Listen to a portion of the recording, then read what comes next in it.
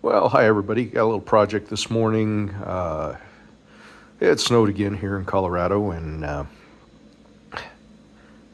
just got a few inches out there in the driveway.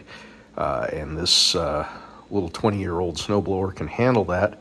But I've been kind of putting off fixing it just because I didn't have the parts. And last night or a couple days ago, I went online and knowing the snow was coming, ordered some parts for it. Basically what appears to have happened, and I won't know until I get in there, is that the fuel lines have rotted out over time due to the ethanol fuel mixture in there. So I'm going to go ahead and pull it apart and see what we're up against. I think we can do this just by removing the control panel there that you see, as well as the bottom cover, which should be able to access all of the fuel components. So stand by. So I don't have all my tools over here in this garage, but I think I've got enough to do the job. These control panel bolts appear to be 8mm, or I should say screws, sheet metal screws.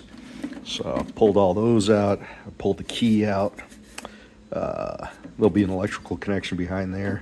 There'll be a rubber connection that might also have rotted hoses.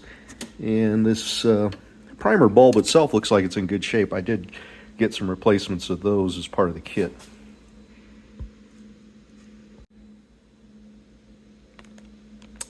So, as part of the $18 kit I bought, what we can see is I got a new carburetor in case the old one appears to be faulty.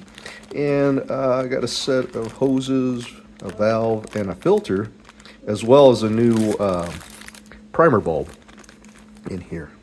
So we're going to take this apart and see what we need to replace. The next thing to do is I'm going to take off this bottom cover, and that just involves taking loose these two screws on the handlebar there and wiggling that thing out of there. Stand by.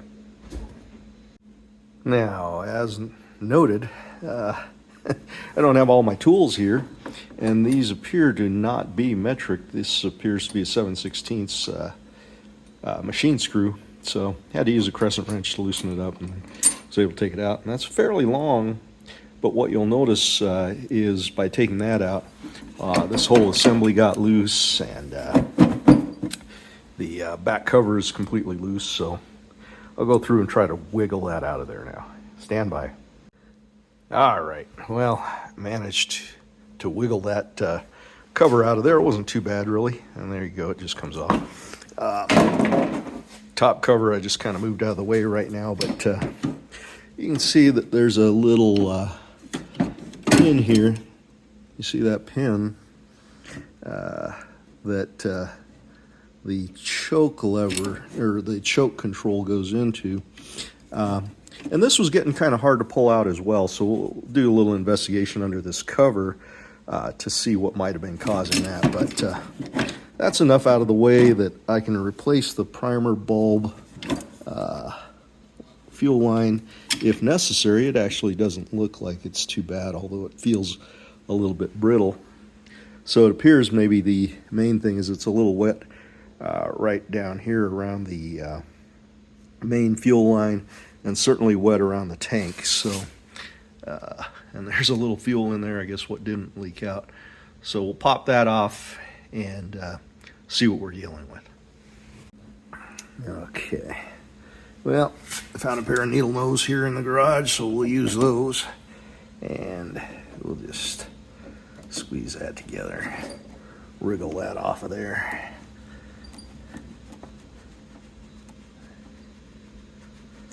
Okay.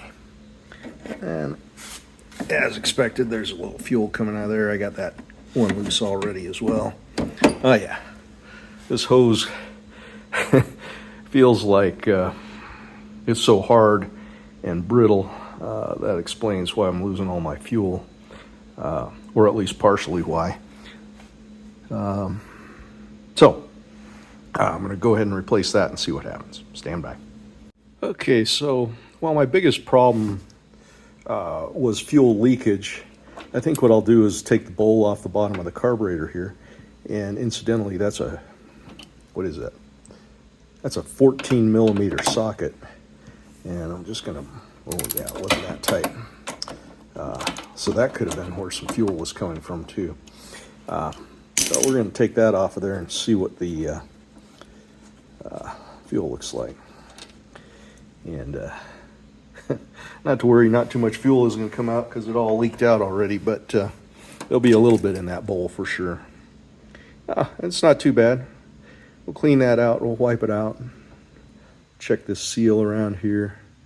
Needle and seat seems to be operating, but who knows? Okay, stand by. This is a two-handed operation to get this all cleaned up. Okay, as I noted before, that choke rod off of this choke here was sticking a little, so I thought, well, let's take these two little screws off of the shield here and see what's going on behind it. And as it turns out, the entire carburetor loosens up when you do that. So stand by while I pull that off and take a look at things. Okay, so as noted, when I went to take this little shield off, I didn't realize those screws went all the way down and held the carburetor on, but it does. So I went ahead and just pulled the entire carburetor off. Check it out. Notice there's a little spacer block there, and that's why there's two gaskets. There's one on either side of it. Let's go check that, the other side. Okay, welcome back. Well, again, I'm not where I have all my tools and my carb cleaners and all that, but I did have a can of lacquer thinner sitting here, so I used that to flush out the carburetor internal parts, and there was a little gumminess in there, but nothing really significant. All of the butterflies were working like they should. I decided not to change out the carburetor with the new one right now because this one just seems like it's in pretty good shape, and it did run well before the fuel started leaking out everywhere. So I'll save that for another time because I just don't feel like messing around with all the settings and changing jets and all that, as we're in Colorado, high altitude, and I suspect the other one came with low altitude jets. So we're just gonna snug the carburetor down. I've already reconnected the linkage down there.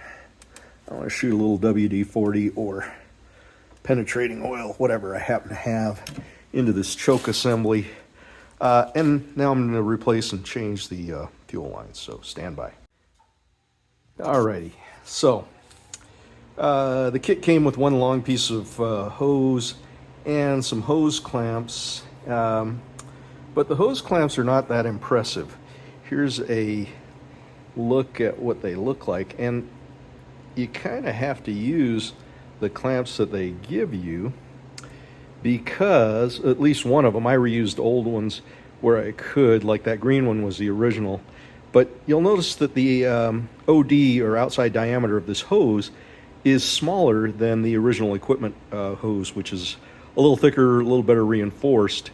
And so I was forced to use the new clamps they gave me, but they only gave me two. And so I used one of the new clamps here. Then they gave us these little guys, which I suspect might, I don't know, they might be for the primer hose, I'm not sure, but I used it up here. And I reused one of the old ones, or the second new one they gave me down here at the tank, because that's, I think, where it was leaking.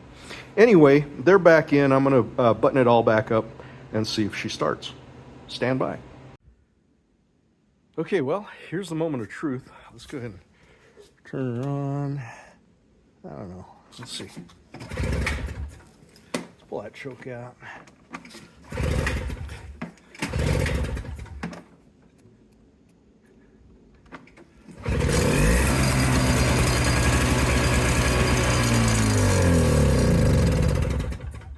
Okay.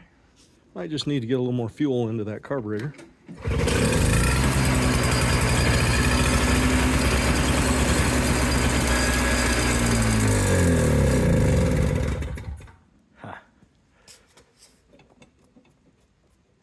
Maybe that bowl's not filled up yet. So there you have it.